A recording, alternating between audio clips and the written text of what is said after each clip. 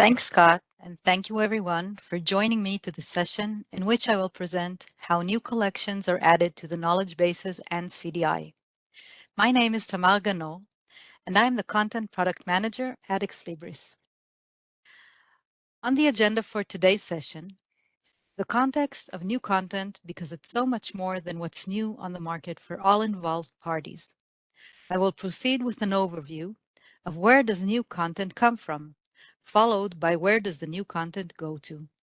I will then dive in deeper to a detailed explanation of the ingest process and will conclude with the new workflow for new content. Let's begin with new content in context. When we talk about new content, we actually mean new metadata. The metadata can accompany newly created materials, or it can be a new way to describe materials that have been around for a while. But in any case, new metadata has many implications and is always a part of a larger picture. First of all, the quality.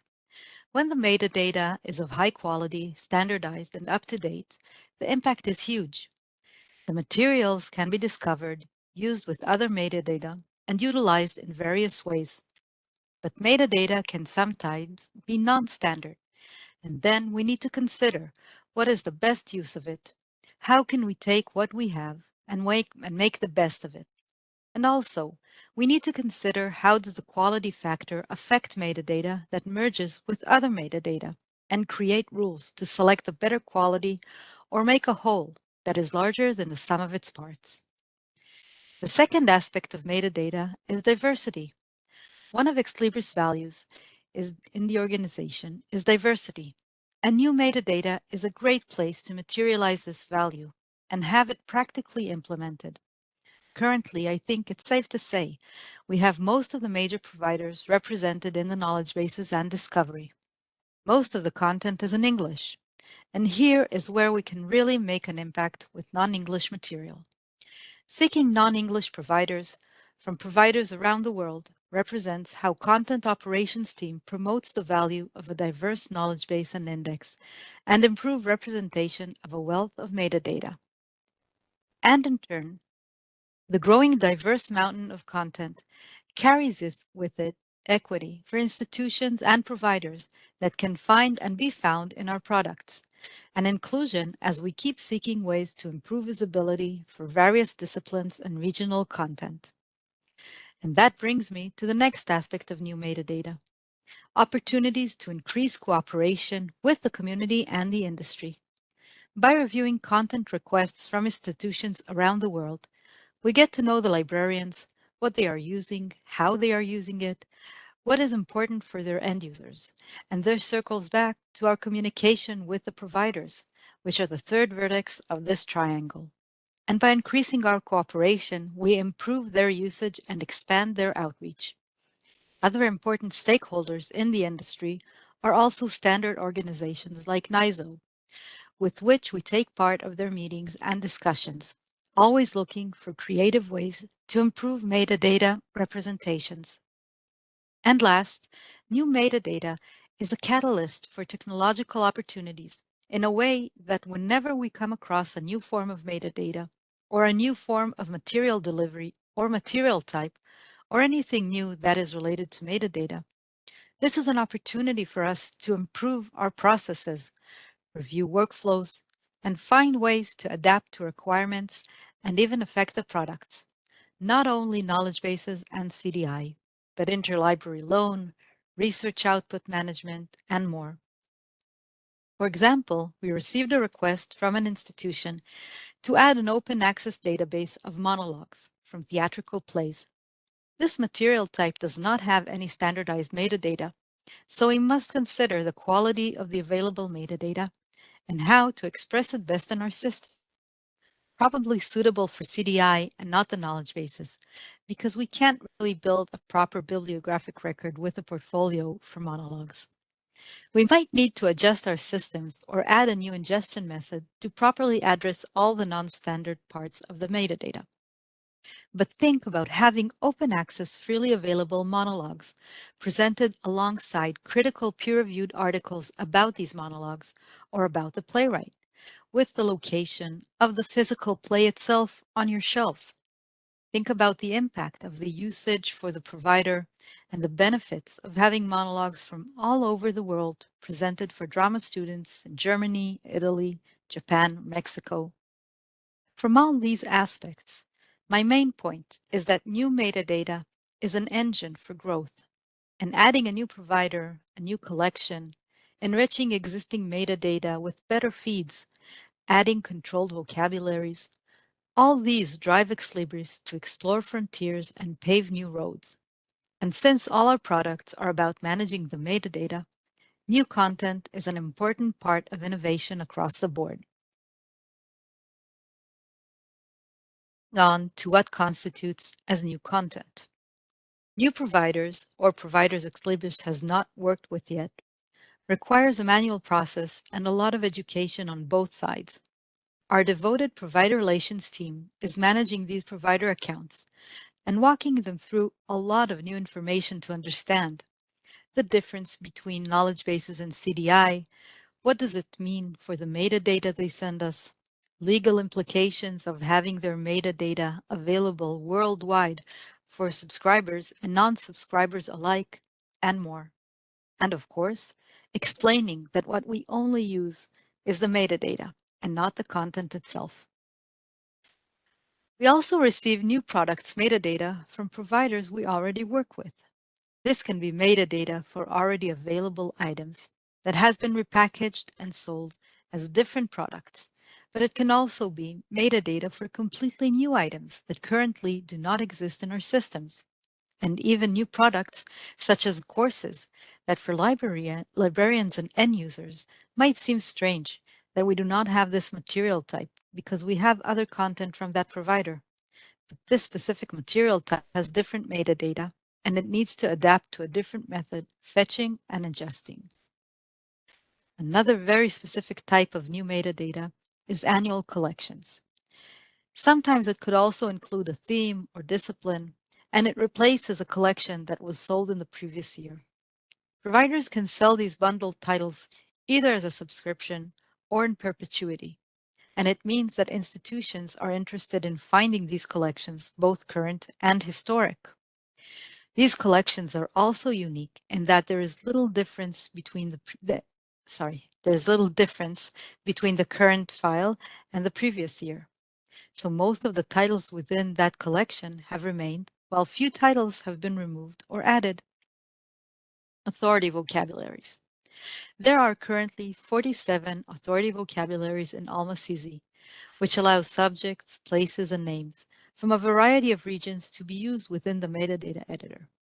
Having these regional metadata available at your fingertips promotes diversity, equity, and inclusion, as it allows multicultural representation of the metadata. Different manifestations for existing content also counts as new content. For example, from a KBART file which holds the minimum information required to create a bibliographic record, a separate file is needed to enrich the bib record and then receive a rich bibliographic record. This requires a different feed, which usually is a separate configuration and QA. Also, receiving granular metadata, such as book chapters and articles, on top of the titles, requires different practices, as it also means usability for CDI and not only for the knowledge base. Even migrating to a different platform, which happens quite often, or getting metadata to represent a collection with portfolios rather than a database level, it all requires different configuration, and the reason is that we are adding metadata that can be automated.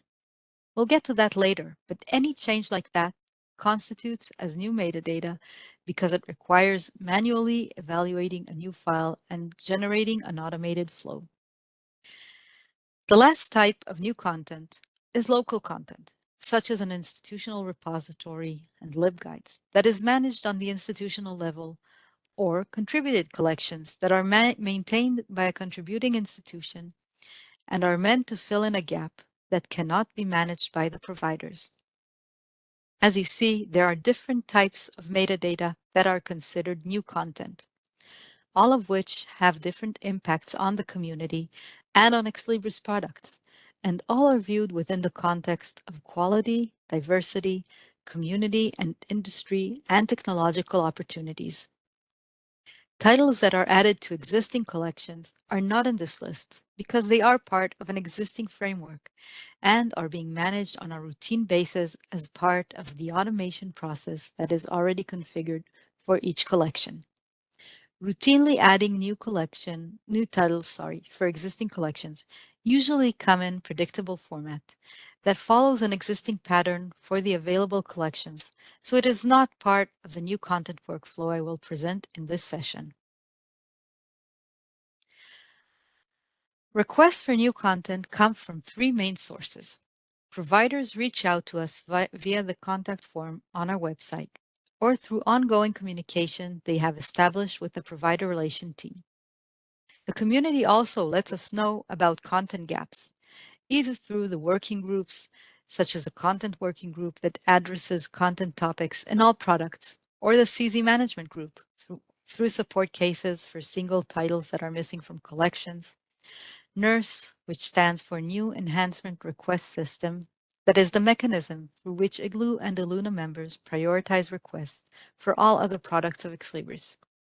And Idea Exchange, which is now the main source for new requests, and I'll explain more about it later in this session. And finally, internal Xlibris sources such as sales, professional services, customer success, cross-product, and support teams that notify us about content gaps that should be addressed to better support the community around the world. New content goes through many stops on its journey to reach your end users. It starts as the provider generates new content or starts selling a new product. The metadata that describes the content should follow, and that's cue for our provider relations specialists who verify what metadata is available and what kind of feed can we receive from the provider. The feed type determines if we need legal approval. KBARTs do not require legal agreement, but discovery and enrichment do require legal agreement. Once the type of feed is determined and the legal side has been settled, we can review what is the usability of the metadata, and I'll refer to that later in this session. The usability determines whether the metadata can be used in the knowledge bases, CDI, or both. After the destination of the metadata has been established, automation configuration is added if needed for updating dynamic collections. Automation is not required for closed, non-updating collections. This completes the journey for new content from being new to being part of the content Xlibris maintains. This is a general overview of the process, and all new content must go through this process to some extent. Now, where does the content go to? Evaluate metadata usability, meaning deep analysis of the metadata, which will determine how we can use it and where. The first parameter is the format in which we receive the metadata. This determines if the metadata can be used in the knowledge bases, CDI, or both. XML, CSV, MARC, KBART. These file types impact how we can use the metadata stored within these files. Second is the update frequency. Is it a one-time update for a closed collection, which will be available in perpetuity for the libraries that purchased it or subscribe to it? Or will it be an updating collection with removals, additions, and edits? And if so, what is expected to be the update frequency? How often should we look for a new file in the server? Is it metadata for full text or not? If it's not full text, then it cannot go to Alma. Does the metadata have identifiers? And if not, how can we match the linking information to the bibliographic record to make sure we do not create duplicate bibliographic records when all we need is another set of access points? And what is the metadata granularity? Is it metadata for database level and we can only have a database with no titles associated with it? Or is it a collection with title? Each title's linking is derived from the main collection's linking information. Or does the metadata describe the article level itself? Analyzing these parameters, understanding what is the quality and accuracy of the metadata, and making sure it can be properly sustained automatically is the challenge for the provider relations team, and that will determine where the metadata will appear. These are examples of the feeds and the outputs that can be achieved. The only option where the legal department is not involved for signing an agreement is the first, KBAR only, and the last, for databases. But if we receive KBAR and MARC files, it can go to both knowledge bases and enrichment and CDI. If it's KBARs and MARC files and article metadata, also it can go to all three. If it's a different option and the title list is in KBAR and the XML for articles, it can go only to the knowledge bases and CDI, but we cannot use it to enrich other available collections. And then we have the options that go to CDI only.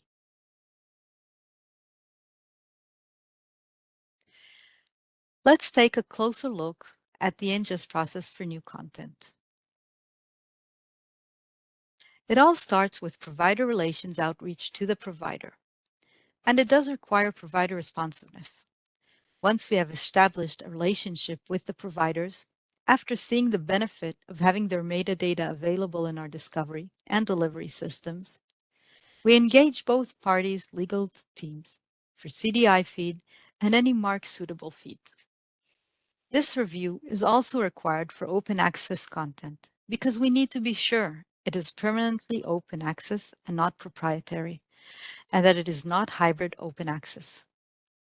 Then the technical teams are in motion. Delivery, which is Alma, SFX, and 360 knowledge base. Discovery and linking teams analyze and build the setup that will allow automation and ingestion of updates. Things that are established in these teams include what is the linking syntax, should this be a link in record collection or a link resolver, or both?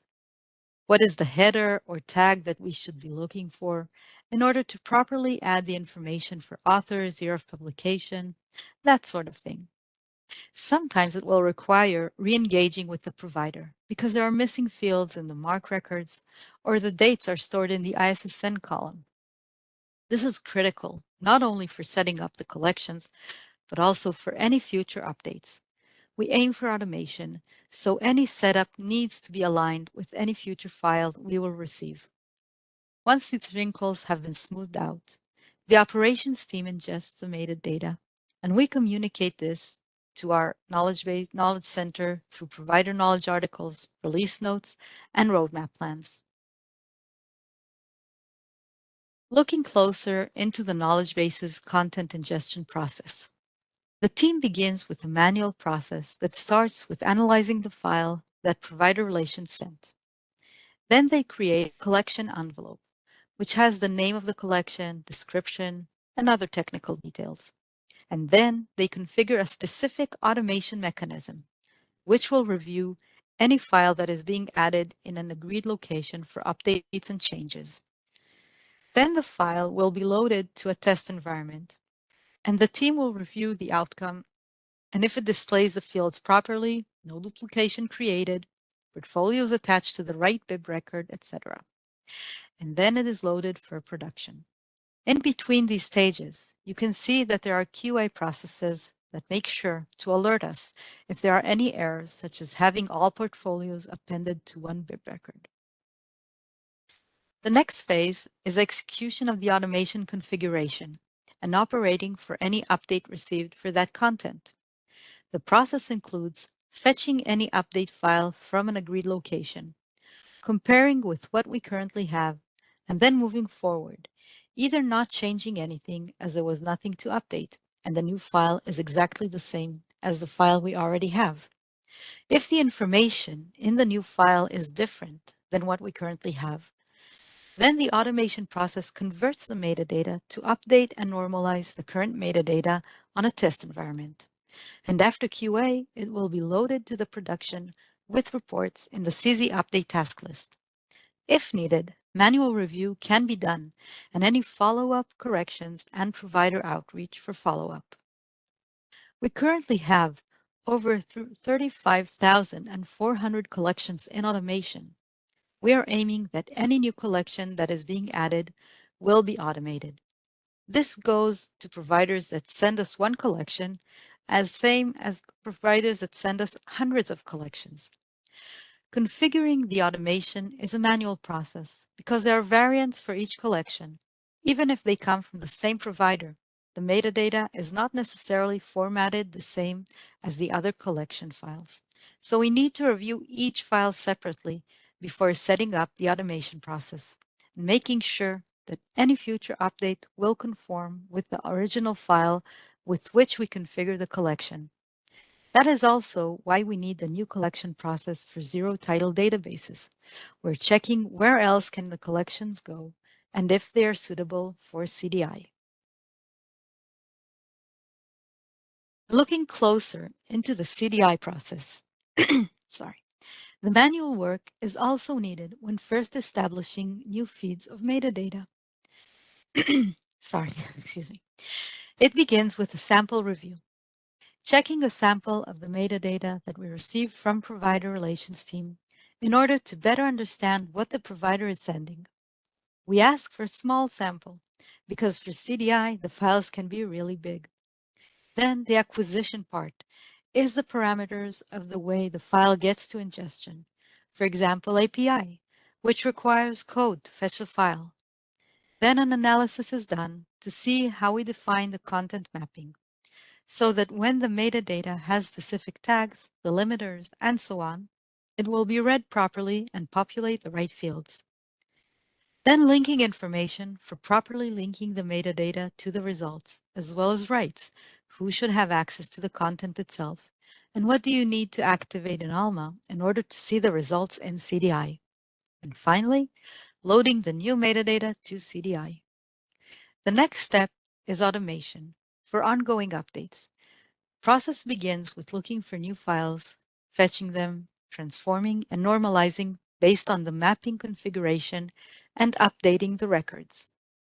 Once the manual work is done, the metadata is no longer considered new content, and it is part of the existing content that is available in CDI and the knowledge bases. All the quality assurance processes are intended to make sure that the metadata we add is usable for the libraries and the end users. But what is usable?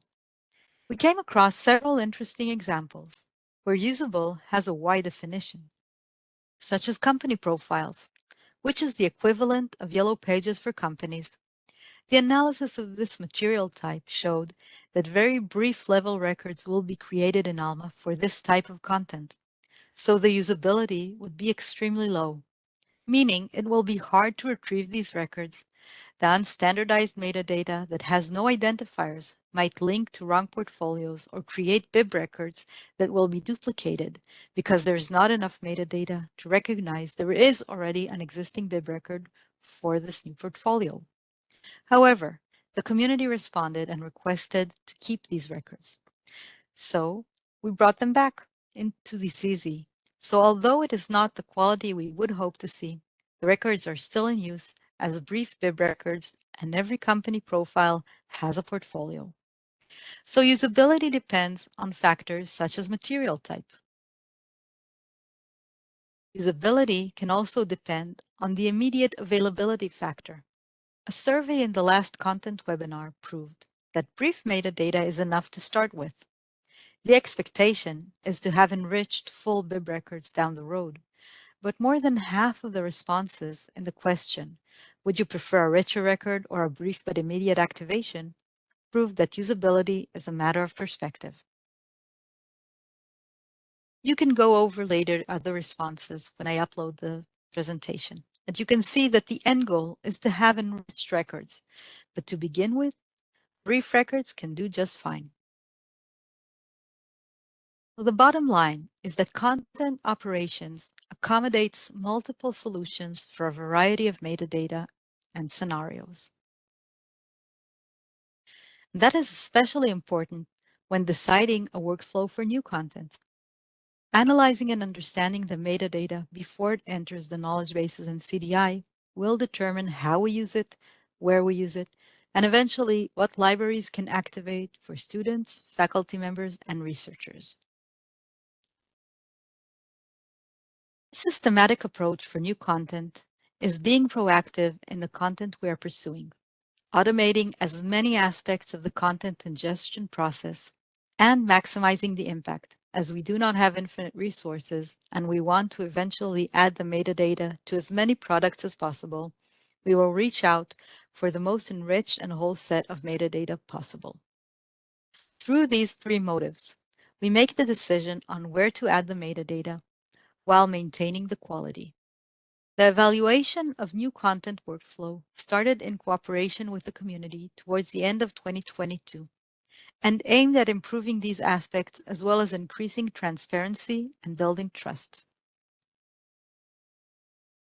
In order to improve the workflow for new content, we looked for steps to identify bottlenecks, places that may hold back the process or slow it down. The requests for new content, if they come from providers and ex libris, they're more visible and direct. So the question was how to make the requests for new content from the community identified more efficiently and transparently, so that we will not duplicate the requests and address them in a timely manner. The evaluation of the metadata has a great potential of slowing down the process, because having the legal details sorted out can take time and some back and forth discussions to clarify what is done with the metadata. Quality factor may also take time, especially for non-standard material, because it requires being creative and searching for ways to improve the available metadata. Prioritizing the new content is a way to manage the flow of new content, especially as we know there is a peak towards the end of Q4 and beginning of Q1 for annual collections. The final approval step of setting up automation and finding other usability, for example, enriching currently available metadata, is the shortest step, and it usually is not a bottleneck for the process. Requests from the community for new content was the first step we wanted to evaluate and improve. We were looking for ways to make the process more transparent and reduce response time. Also, let the community have better insight as to what stage the request is. For that, after discussing with the content working group, we have decided to funnel all requests for new content to Idea Exchange. And to be clear, that means all requests for new collections, databases, enrichment, and authority vocabularies. Informing ex libris about a missing title that should be part of an existing collection does not fall within this category because it does not require analyzing and setting up a new collection, just adding one or more titles to an already existing collection, and it should be done through cases. So why go through Idea Exchange? It is transparent to the community. Everyone can vote, post, and see what is being reviewed and planned. Votes and comments can help us prioritize requests and also better understand what the usability is.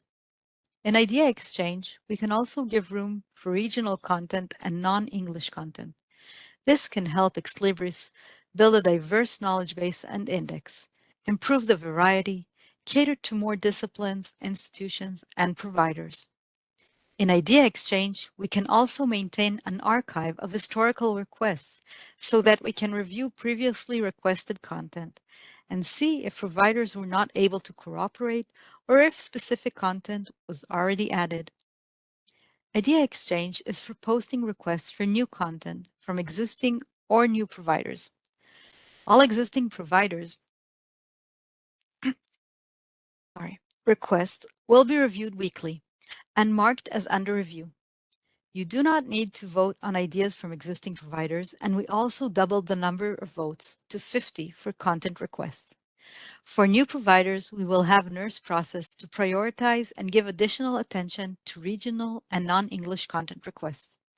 Please note that as other nurse voting rounds, we can commit to make an outreach to the providers. But as you saw from the process, the request may not be fulfilled because of technical, legal, or other issues. So please bear in mind that a nurse request does not guarantee the content will be available in the way you expect it to be in the knowledge bases in CDI or both. Looking at ideas posted over the years, we can see that the trend is a decline in idea posted for content until 2022. It can be accounted to the fact that most major providers are already represented in the knowledge bases and CDI. Since we declared the new process in the beginning of June 2023, we saw a peak in ideas, and that is the reason to the rise in requests in 2023. As I review weekly ideas posted for existing providers, I also go over historical requests, and with the assistance of dedicated content working group members, I review older ideas and mark them as already supported, closed, or under review. Currently for 2023, we already have 79 ideas, 40 of which were posted in June, and only 10 of which for new providers. All of the existing provider ideas are under review, with linked internal tickets in progress. Now that this is an idea exchange, you can see what other community members asked for and in what status it is. Looking at the ideas we already went through, you can see that, Looking at the ideas we already went through, you can see that 31% are already supported, meaning that by the time we reviewed them, they were added to the knowledge bases and CDI. 35% are completed, meaning that either we were not aware we had this content gap and the idea was triggered to work on getting the metadata, or there was already a process of acquiring the metadata and we reviewed the idea in the midst of the process. 24% were closed because we were unable to add the metadata due to various reasons. The provider wasn't interested in cooperating, the feed was not compatible or usable. Sometimes it's just spam. And 10% are under review, meaning we are still negotiating with the providers on the feeds. Interestingly, 60% of the ideas posted between 2017 and 2022 were for new providers, and 40% were for new content from existing provider. A deeper analysis shows that requests for new content from existing providers is mostly for primary sources, usually non-standard metadata that has no identifiers, and then it's not part of the regular standard feed. Another type of collections from existing providers is historical collections, no longer sold, and then we do not get the metadata for it from the providers as part of our ongoing communication with them. Looking at the new provider request type, it represents regional and non-English content. It could be open access that we're not familiar with. Sometimes it needs to be checked if it's predatory. Also requests for single titles that are published by research institutions or non-traditional publishers that have only one publication, and authority vocabularies. So how do you make a case for your idea? Start with checking if this idea was already posted and vote for it. Think about where you would like to see the content, as titles with bib records and portfolios in the knowledge bases, or as article level in CDI. How would your users find it better? What is the better system to serve the search and retrieve for this content? Make sure to mark the idea if it's new or existing providers. Existing providers are being reviewed weekly.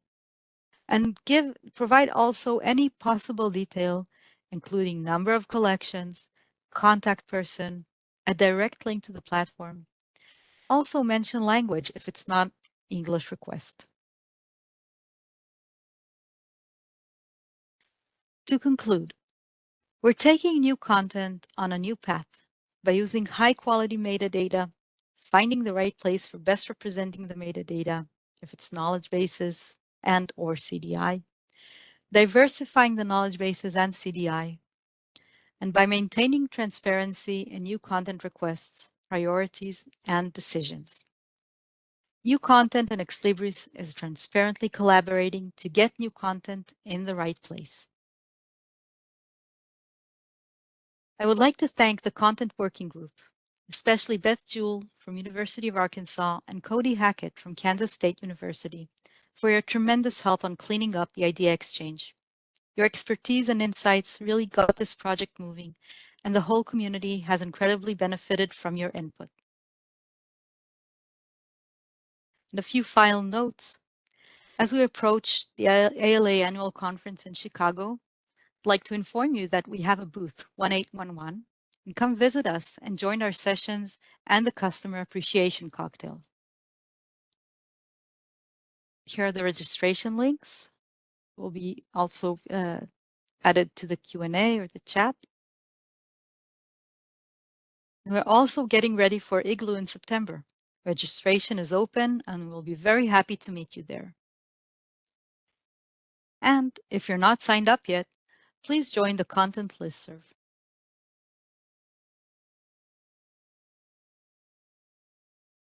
So thank you very much for attending and listening. And if you have any questions, be happy to hear them. Thanks a lot, Tamar. I appreciate it. First of all, let's see, hold on. Ebook annual collections are not close to being the same each year. It's a comment. Ebook annual collections. Well, I guess it depends. Some providers have Theology 2022 ebooks, and or is it the name of the collection? There's further commentary. It came in a different question. It says, let me just stitch it together. Ebook annual collections are not close to being the same each year because they often represent the publisher's unique annual output for a subject or across all subjects. Oh, okay. I get. Yes. Okay. That's a good point. Yeah. You're right. Okay. Yeah. Ebook annual collections are much different year over year. And they do hold completely different content, and that is absolutely right. That what I mentioned was I was thinking about journal annual collections, and I mentioned it because when we're looking for ways to automate collections, then we're looking for collections that have the same configuration and there aren't much changes. So we are discussing options of how further we can automate, and annual journal collections are a good candidate because they don't have much changes year over year. Okay, the next question is, there are some collections in the community zone where the bib records have never progressed beyond the basic KBART format. The links are good, but we can't use the bib records because they are too basic and therefore not discoverable. Is there scope for Ex Libris to target these and replace them with full catalog records in-house? Well, enriching is a good point. Is a good point for where the community zone can do better. You can open an idea exchange for a specific collection. We are working on this vigorously as part of the Data Excellence Initiative, targeting highly activated ebook collections and improving their bibliographic records. And I shared several examples in the newsletter. And some of these collections are also open access collections. And thanks to these efforts, their brief score has really jumped from an average of 3 to an average of 8. So, but going over 15 million bib records is a big task.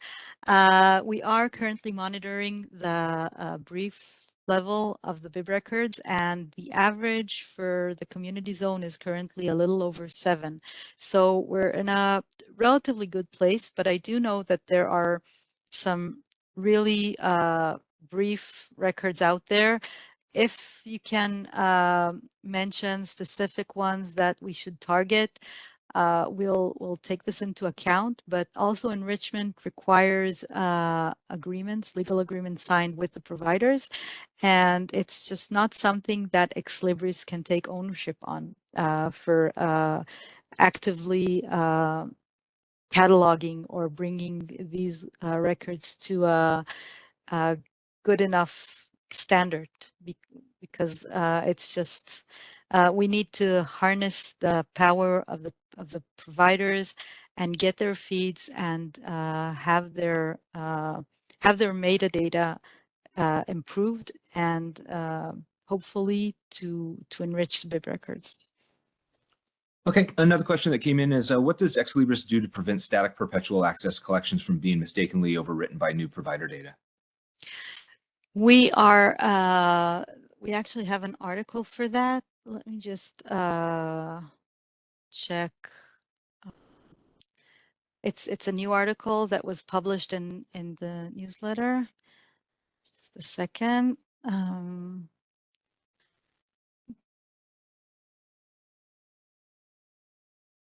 Sorry about that. Just take title deletion policies and procedures. Just share the screen. Okay, so this is actually, it needs to be the confirmation from the provider if it has perpetual access or not. Now, sometimes providers are unaware of the way libraries are using their collections in Alma, and they don't know that when you pick and choose titles, you activate it from collections that they think should be constantly overridden, because providers think sometimes that their collections need to currently reflect what's currently part of the sales model and not maintain any historical items that they no longer sell. So that's why they notify us that we should enable deletions, but then when we delete them, we get some feedback from the community that it was wrongfully deleted and it should stay part of that collection. So I guess there are various ways of addressing this issue. One way is to request the provider to send us a never deleted collection. And the other method is managing locally whatever you purchased in perpetual access. But it's a challenge. It's a challenge for us to explain to the providers what is the use case of the collection for the community. Let me just paste this another question. in the chat. Yeah. Thanks a lot. We've got quite a few questions that have come in. So we'll try to burn through as many as we can. The first one, the next one is, will there be greater transparency for title list updates within an existing collection in cases where these are updated on a predictable schedule? Sorry, can you please repeat the question? Yeah, no problem. Yep. Okay. Will there be greater transparency for title list updates within existing collection in cases where these are updated on a predictable schedule? I think the question is, do you want to see the title lists themselves? Yeah, why don't we, if you want some clarification, that person, if they are still on the call, if they could send a clarification, we'll get to it. Otherwise, we'll just go to the next question. Next question is, how long does the new content journey take? That's a good question. So once, let's say for the new process, I receive the request in Idea Exchange and I review it within a week. I open an internal ticket for a provider relations team to outreach to the provider, and let's say they answer on the first request. So that could build up to 2 weeks, and then we ask for the files to review them, and let's say that takes another week, and then we build the envelope for it and create a collection and automate it and run it through the sandbox and then through production. So it basically could take about a month and a half or 2 months for the really best case scenario. But there are so many snags along the process of legal debates, and sometimes the files themselves are not configured appropriately, or the provider doesn't answer for the first time we reach out. And there are so many different things that can go wrong. But now that we have started to reevaluate the new content process, then we improved not only working with the community and idea exchange. We also made really big changes in our internal processes of having meetings and discussions on each new content request, just to understand where it's best represented and what is the best way to move on with it. And we've put up some measuring tools, and I hope that we will manage to find the places, the bottlenecks, and reduce them or open them up a little bit by our new monitoring process. So I know I didn't give you a direct answer, but that's just because I don't have any direct answers for that. This whole process end to end was never really measured and calculated in a way that can be compared and analyzed properly. So I hope that by next year I can have better answers. Okay, that's a good question. Thanks for the answer. The next question is, when will the Q3 content roadmap be released? The Q3 content roadmap towards the end of June. I mean, we're, last week of June. Okay, so that's going to be fairly soon. Next question is, how can we find out if a provider is existing or new? Well, usually when you go into to Alma or SFX or 360 and you look for this specific collection, then you start looking for variants, and then you look for the provider itself. And by then you kind of get the understanding and the notion if it's a new provider or an existing provider. You see that they sometimes have similar collections, but on exactly what you want, or even the provider doesn't pop up at all. So you'll know if it's a new or an existing. But whenever you're not sure, then just you can either email me or open a request, an idea for an existing provider. And then because I go over the labeled existing provider weekly, then it will pop up to me and I'll just add it to the queue. Okay, the next question, it's just sort of verification, is to verify new titles and title changes for existing collections can be requested through support cases. If we need a new e-collection added, we would need to submit an idea exchange. That's correct. Okay. Next question is, if a publisher tells us an e-journal title is moving to a new publisher, different platform, we can also submit a case, not an idea exchange. Is that correct? That's correct, yeah. Okay. Another question is, what happens if you don't receive 50 votes? Will they not be addressed? Is the request in a holding pattern until you reach 50 votes?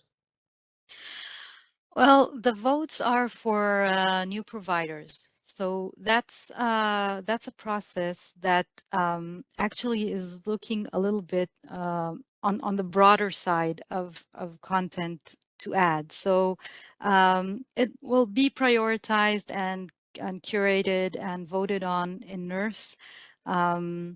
But I think that the whole curation process and the evaluation will be done by the content working group, and so they have their own method, their own scope, their own priorities, and I think that they do have the best interest of the whole community in evaluating and requesting new content.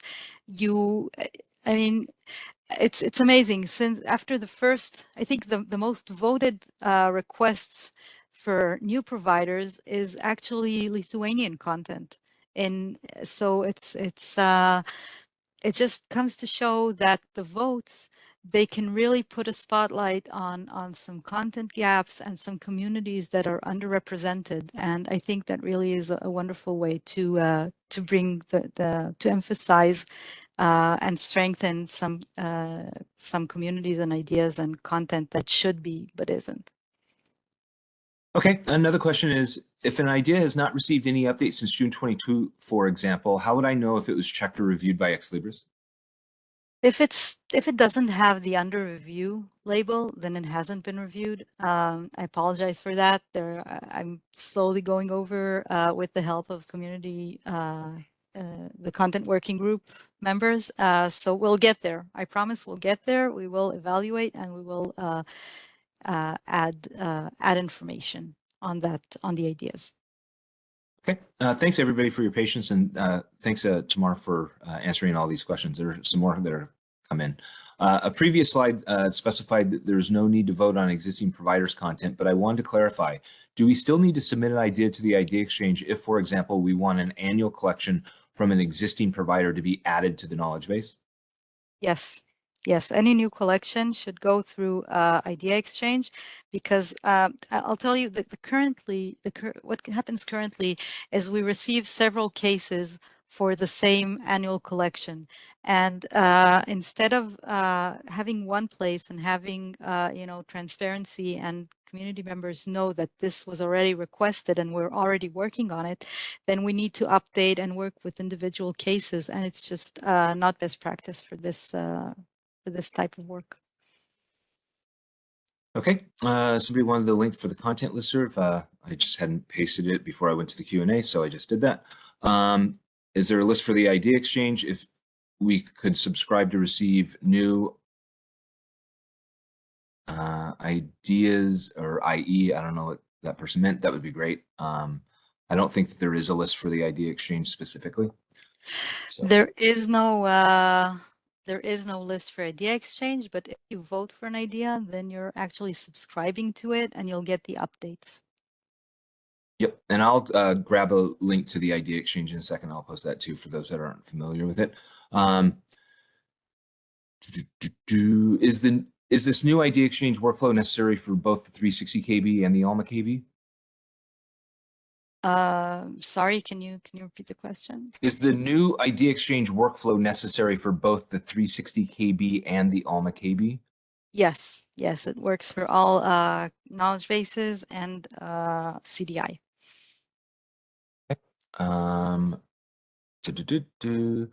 you remind me if we are limited in our votes or not in terms of the Idea Exchange? Yes, there are different forums for each product, and the content forum has 50 votes, but it doesn't affect the number of votes you'll have in Alma or Primo or Rialto, because you have different votes for each forum. Okay. Next question is, can you talk through what this process will look like from the customer side? We're used to being able to track Salesforce tickets for updates on progress with collections. Will there be some similar updates sent our way, or will we need to actively check Idea Exchange for milestones? Well, once you post an idea in an Idea Exchange, then it will be reviewed, and then it will receive a label of under review. You will get a notification that it's under review, and I'll add a short message of what exactly is being under reviewed. The next step is planned, and then that means that the idea has been reviewed by the provider relations team, and we received some metadata that we can use. We discussed with our content operations team ingestion, either for knowledge bases or CDI or both, where can the feed go, and then it will receive the label planned, and you will receive an email update for that. And after the planned, you will have a notification of completed if once the idea is completed and available, or we'll have to close it, and then you'll receive the information that the idea has been closed, because and I'll give a reason: either a provider was not responsive or could not provide metadata, or it's already or you have already supported, and that these ideas are already existing in the knowledge base. Okay, somebody asked whether the list that you mentioned on the screen that you were showing in terms of the content listserv was the one coming from content@exlibrisusers.org or something else. It's masked as Exlibris User Community Discussion List for Content. Yes, that is the listserv for content. I'll just do that outright. The next question is it correct that activating even the collections with poor bib metadata can help with linking to more robust CDI records at a more granular level? Yes, that is correct. Because sometimes the feed that we get for CDI, we can't use it to enrich Alma. Okay. Okay. Could you provide the link to the request to be added to the link newsletter? The slide with the info was only up for a brief second. I posted that. Okay. What happens if you don't receive 50 votes? Will they not be addressed? Is the request in holding pattern until you reach 50 votes? No, it doesn't it's not a threshold for the ideas. So 50 each user gets 50 votes. There are ideas that get 700 votes and 800 votes, and actually you know it's interesting that one of the most voted idea is not even for a collection. It's just for a way to represent differently the metadata. But that's so that's actually another category. When you post an idea, you can choose either new provider, existing provider, or other. So if you have any idea of how to improve the metadata, just choose other. But going back to the votes issue, each user gets 50 votes, and you can use them wherever you want, and each idea can receive as many votes as possible. Okay, we're approaching into the time, and we're approaching into the number of questions that came in. Okay, so clarification on the earlier question is right now we can see when a collection title list has been updated in the 360 KB. If some collections are getting updated on a predictable planned schedule, it would be nice to be able to see when the list is going to be updated next. Right. So I guess I don't know if there's a way for us to add that information of when is the next update supposed to be, but I'll check it. It's actually a good point. Yeah, to show. Okay, you might have already. I'm sorry. You might have already answered this question, but does Ex Libris staff get notified each time comments are added to the idea exchange? Yes. Okay. If we create an idea that has already been created elsewhere in the idea exchange, what happens? Is it merged into the existing idea?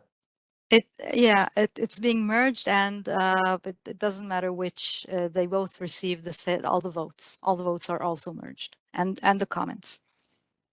Okay. Is it possible to follow someone else's idea exchange item in order to get automatic updates notifications when the item is updated? You can vote for it, and then you'll receive the updates. Okay. We've got two more questions, and thanks everybody for your patience, and thanks Tamara again for answering all these questions. If we are requesting annual collections updates via the idea exchange, do others' votes help them get prioritized, even though votes are not necessarily for existing providers' content? No, it doesn't. It doesn't prioritize.